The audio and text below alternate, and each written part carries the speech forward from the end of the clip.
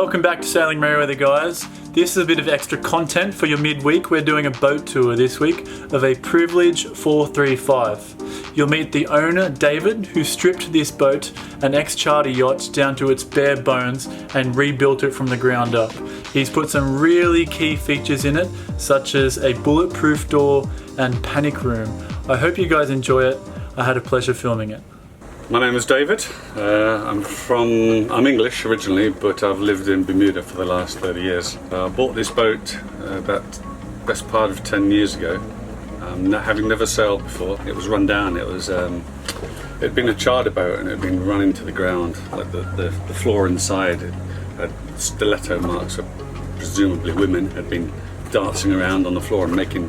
And the couches were ripped, and it was just, so it didn't have a hard top, it didn't have a mast, they just ran it as a motorboat. It had a driving helm on top, and it was just a mess. So I got it for super cheap, so I just ripped it right out, started right from scratch, ripped it right out took every bit of plumbing, every bit of wiring, took all the seating out, took all the flooring out, took all the headliner down, just ripped it right out, just started from scratch. So I finished it and then retired in March. My plan was just to go sailing, go cruising, do what you're doing, same thing.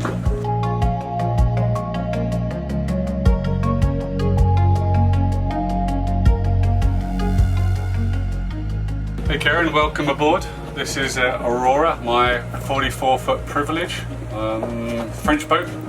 Come and have a walk through. So when I first got Aurora, it was a bit of a mess. Here was a round dining table, and then a big, large, round couch, and then here was the galley. So when I stripped it out, as you can see, what I decided to do was just make it more like a living room, like a home. So I've got the L-shaped couch, and I made the coffee table, and I made the center console here. So I use this as an electronic station, and of course, the TV comes up out of here.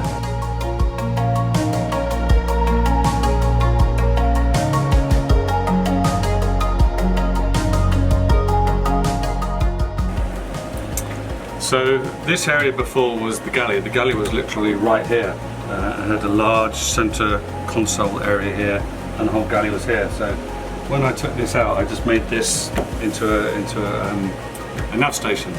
So I've got my navigation instruments, I've got my satellite communication, VHF, and if I'm not doing any sort of nav station work outside, usually I just sit here and do it.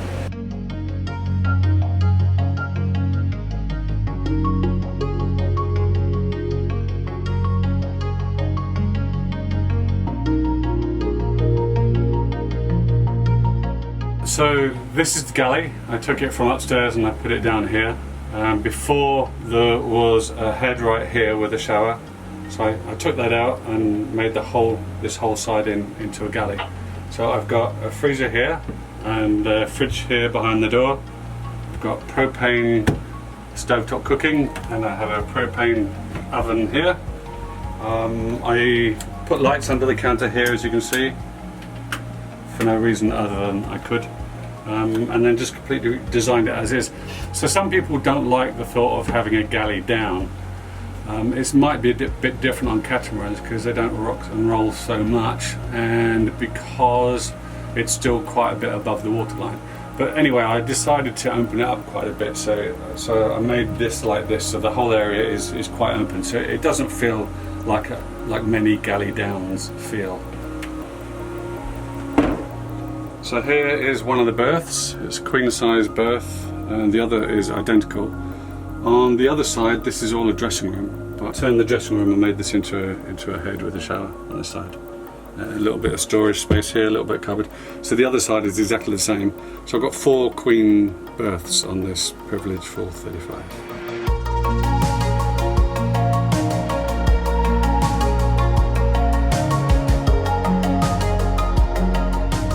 So on this side there's 2 more berths.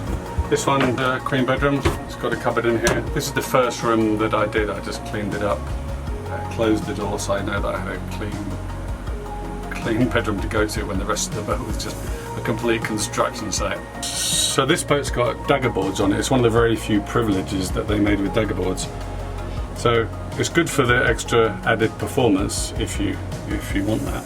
But the only downside to it is the trunks take up a fair bit of room in the hallway here. So some of these privileges, I've got a desk here, a working desk and a computer, but I can't because I've got the trunks of the dagger boards come down inside here. So in here I've got the instantaneous propane water maker, which is I've had it on boats before, and I don't know why more boats don't have it. It fires up and creates hot water as soon as you turn on the hot water tap, and I get hot water within 15 seconds. I love my propane water heater. So down here I've got the water maker. It's a Spectra water maker, and the component parts are here. And then I've got two large tanks. So I've got 180 gallons of water storage, but I can make about 17 gallons an hour using about 18 or 19 amps. So especially living on my own, I can make more water than I need. This is a funny thing as well, because this never had a door on it, and I had to make the door.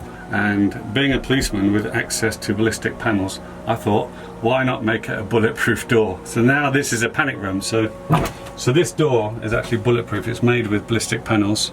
It's got large stainless bolts on the inside. So if you go into this room and bolt yourself in, nobody can get to you. There's a peephole through here, and there's a peephole through here. And I keep flares and a VHF radio and the alarm systems stored in this room. So Grenada is perfectly safe. There's nothing wrong with Grenada. There's nothing wrong with many of the places that I've already been to. But I was building it anyway. Why not have it as an extra line of precaution? So this is the other queen bedroom. It's the same as the one on the opposite side. I haven't done much work to this room yet. This is the only room I haven't fully finished decorating. So here's the dressing room, whereas on the other side this is the shower and the head. So I've got some security systems on the boat as well. I've got a camera with a motion detector on it, and that will send me an alert and a video to my phone. I've also got a motion detector at the back here, which sets off a warning signal through the speakers to tell people to get off the boat. And then I've got an entry system whereby if you move inside the salon, it will set off all the main alarm systems, and it's really, really loud. Being an ex-policeman, I take my security pretty seriously, because I've seen a lot of the worst in humanity. I made the hardtop myself. This wasn't here before. This was just bimini with a soft top on it. And then none of this was here either. I made all this driving helm area. And then if you follow me up here, this here is, I've named it a hard bag because it doesn't have a proper name for it. The lazy bag was here before, but what I found was with a full mainsail with fully battens on it, whenever the battens would rise, it'd always get caught on the lazy jacks. Putting it up and down was a nightmare, so I couldn't see any reason why not to have a hard bag, so I made it out of a very, very lightweight Divinycell foam and fiberglass, and I love it. It's great. It's so much easier for storing the main. I just put a flap over the top of it, and it's so much easier when you're lowering it. It's great. I love it. This is one of the few privileged 435s or 445s that has dagger boards. So it had the original dagger board trunks, but when I bought the boat, the actual dagger boards themselves were missing. So I made the dagger boards here, and they raise up and lower down. So this part of this privileged boat is pretty much standard. I've got the main mast with obviously a fully battened mainsail, which just means that it's got fiberglass rods in it to keep it shaped. I've got roller furler with Genoa on it, which is the main sail that most all boats have got. In fact, most boats these days, I would imagine, have got a roller furler, and all that does is just wind up the foresail. I've also got continuous line furler on the bow, which is for my spinnaker and my Code Zero, which are the really lightweight, pretty sails that you see boats flying when they're in races. That's quite a specialist sail. I haven't used it at all in the Caribbean because the winds have been so consistently from one direction. But certainly when I start in lighter winds or I start going downwind, I'll be using those sails more often. So I've got 1100 watts of solar panel on the boat. I've got 4 panels here, 2 large ones on the other side, and 4 at the stern. So in theory, I can generate 90 amps DC charging power.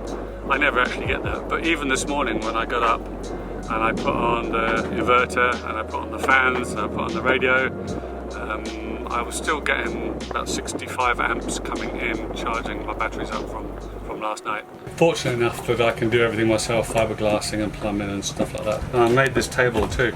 I just use it with a sheet of ply, and I steamed some wood and I bent it around, and then I took some very thin cherry veneer and I laid it down, and I just cut it out with a knife, cut out all the different bits, put in a couple of different sorts of veneer, and then stained it all different colours, glued it all down, and epoxied it all over.